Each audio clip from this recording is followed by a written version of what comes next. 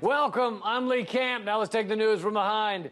The U.S. government just celebrated a year of kidnapping and imprisoning AlexSaab, Venezuela's special envoy ambassador to the African Union.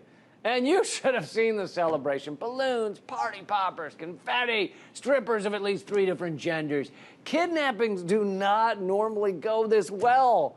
So you can see why it's a festive occasion. I mean, Julian Assange's kidnapping and imprisonment has been like such a to-do. People upset and talking about it and stuff. However, with AlexSaab, it hardly even gets a mention in the U.S., which is just, it's much easier on everyone. I mean, and we should want that because the CIA doesn't need more problems. The CIA guys, think about it, they're just like you and me, all right? They have bills to pay. Their hot tub sprung a leak, and now the wood on the deck is getting all warped and gross. They got to deal with that, and one of their kids is failing out of art class or some shit, and their wife is annoyed with them for spending too much time at work, so they end up in that same fight we've all had, being like, I can't take a weekend off torturing people. You think they're going to torture themselves? We've all been there, right? And so it's nice that at least one thing in that guy's life, kidnapping this Venezuelan diplomat, is just going great. Just great. You see, a year ago, Saab's flight was refueling in the African country of Cabo Verde when he was on a humanitarian mission flying from Caracas to Iran to procure food and gasoline for the Venezuelan CLAP food assistance program. CLAP is Venezuela's very successful program to make sure every one of their citizens is fed. Here in the United States, we take a little bit different tact. You know, we arrest people for feeding the hungry and then put them in prison where tax dollars pay to feed the newly arrested people. So it's kind of cyclical, kind of like a snake eating its own tail or a guy blowing his own trumpet. But in Venezuela, feeding the hungry is actually encouraged.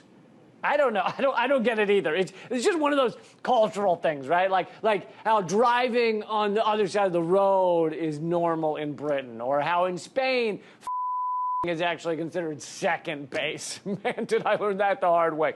Cultures are just weird, right? They're just weird. So why has the U.S. government said they needed to kidnap a Venezuelan diplomat? Saab's crime, according to the U.S. government, was money laundering. That is, Saab conducted perfectly legal international trade, but his circumventing the U.S. sanctions, which are designed to prevent relief to the Venezuelans, is considered by Washington to be money laundering. I mean, it makes sense. If feeding hungry people in our own country is a criminal act, then a dirty Venezuelan trying to secure dirty money for dirty food to give to other dirtier Venezuelans, that's more criminal than like murdering a child and burying the body inside the Pope, which he would obviously shit out in the woods. After being pressured by the U.S., the Swiss government looked into these allegations of money laundering, and after a 2-year investigation, found none.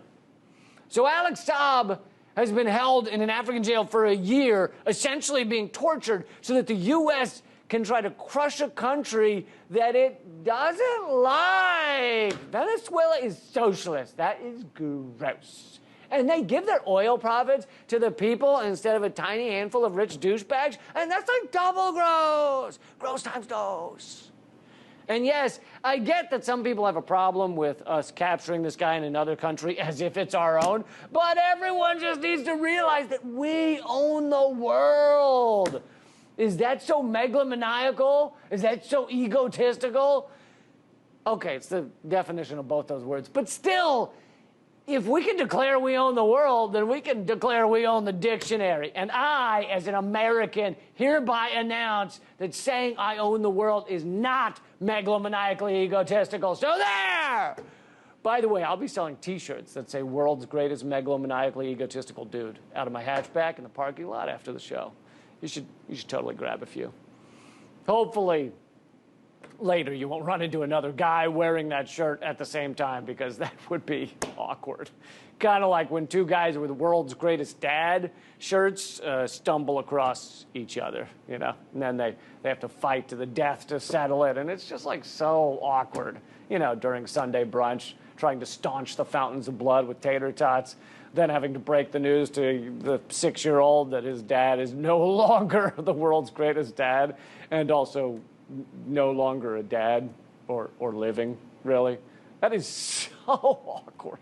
So awkward. Point being, an innocent man who was trying to secure food for the hungry has been kidnapped and imprisoned for a year, and no one's talking about it. When exactly would the mainstream media like to discuss yet another crime by our government? You let me know. You know what? You let me know. You let me know when it's a good time, and I'll put it on my calendar. I don't want to inconvenience you, important mainstream media people. You're busy. I know you're busy. You got to grease your yacht and go to your anal bleaching appointment. But any time that's good for you to try doing your jobs, you let me know. Let me know, and I'm here to support. I'm here to support.